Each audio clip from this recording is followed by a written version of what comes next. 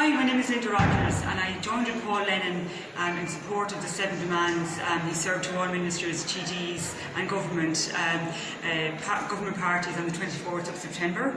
And I served a selection of elected representatives separately when I started on hunger strike, which I have been on since Monday, October 24th. Now on my 31st day of hunger strike. I encourage you to view the 7 demands on the Facebook page of Paul Lennon and also on my Facebook page, Lindy Rogers on Facebook. On the 18th of November, on his 33rd day of hunger strike, Paul Lennon was arrested on charges under Public Order Act Section 8 and 21. So not producing an ID, failing to leave the area. At the time of the arrest, Paul called out in distress. I got out of the tent that I was in and went up the pathway to him. He was lying flat on the ground, face down, being held by 3 guards. I said to them, I said, stop, stop. I said, the man is on hunger strike, leave him alone. I noticed a red mark on his temple, which wasn't there the previous hour that I had seen him before I entered into the tent. I asked what happened. He told me that he had been trying to report to the guards about the man who had been making a nuisance of himself, a man that I noticed on the street. So the man in question had been approaching the tents, dancing to music on his headphones, wriggling his body. Very unusual approach to us, acting as if he was high, unresponsive to my efforts to talk to him. He was stubbornly ignoring my request that he leave the area.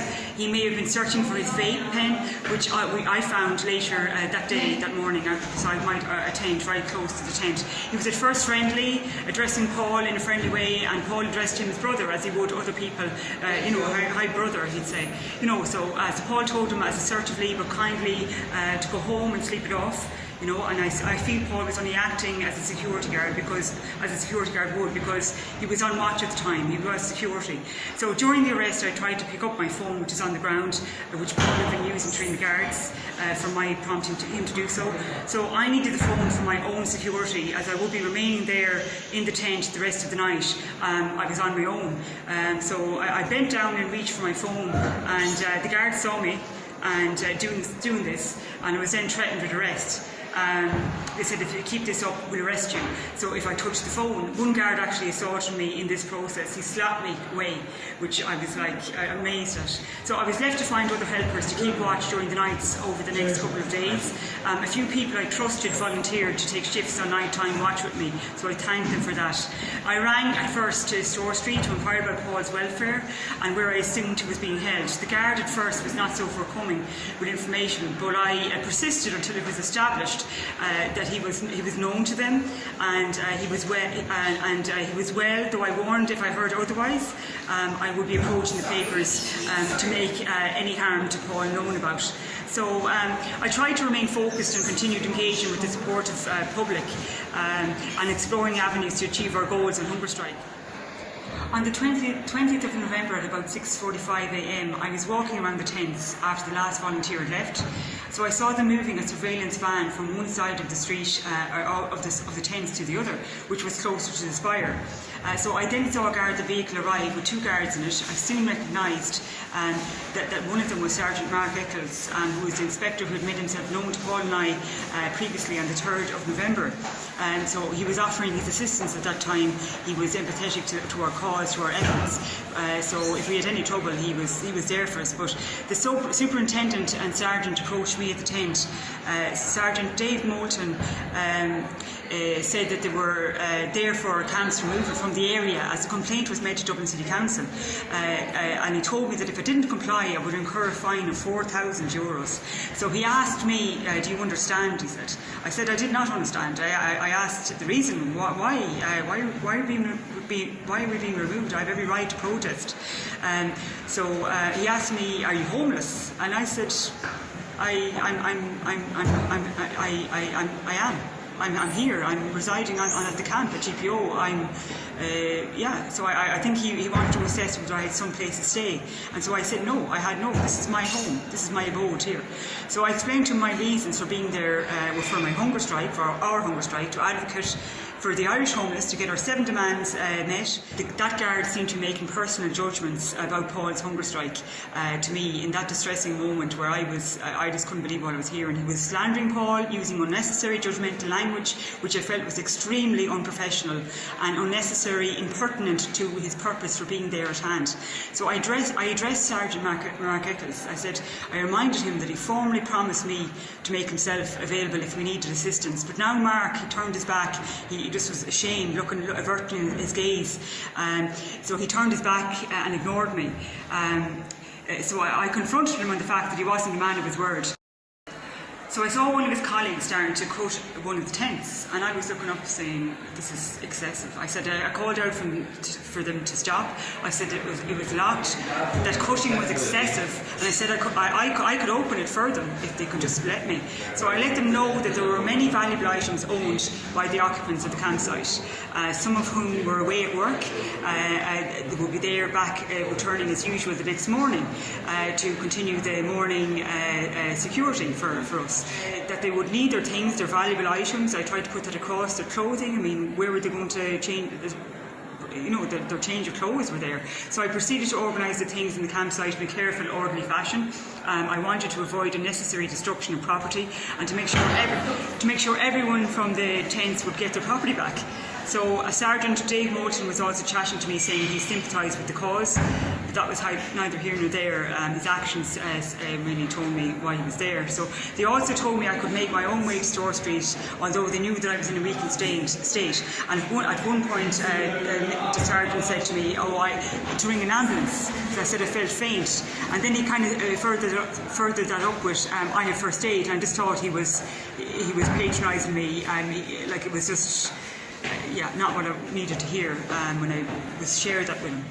So after the camp was cleared out, the council erected a barrier right around the area where our campsite had been.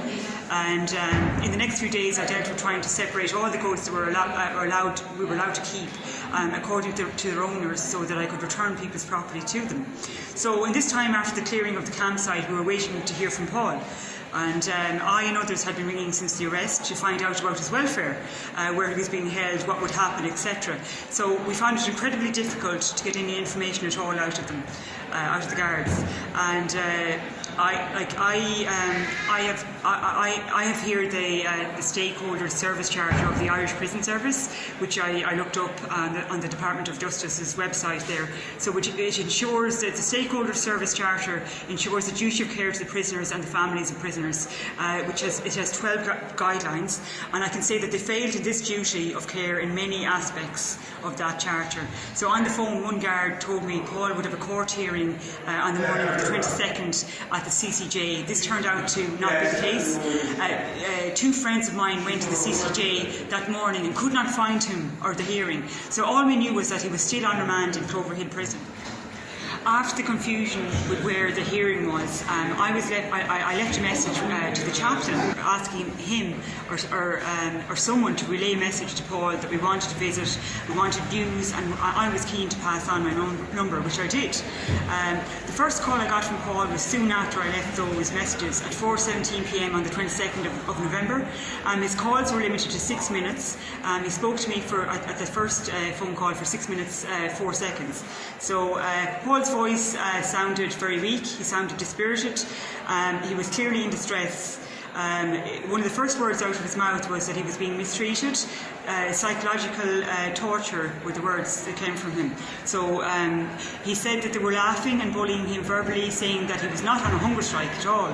And he did not mention any court hearing at this time, despite him having been held 4 days at that point. So he described having been assaulted and physically injured. He also said he was being held in solitary confinement. He didn't mention any court hearing in his first call. So he said he was not being allowed to ring people. He was being limited. His calling facilities were being limited. So a change of clothes was not provided to him in a week. So when clothes finally arrived, they were unsuitable. the items were not suitable, so there was no heating in the cell. Paul was concerned about pneumonia as a doctor was assessing his breathing.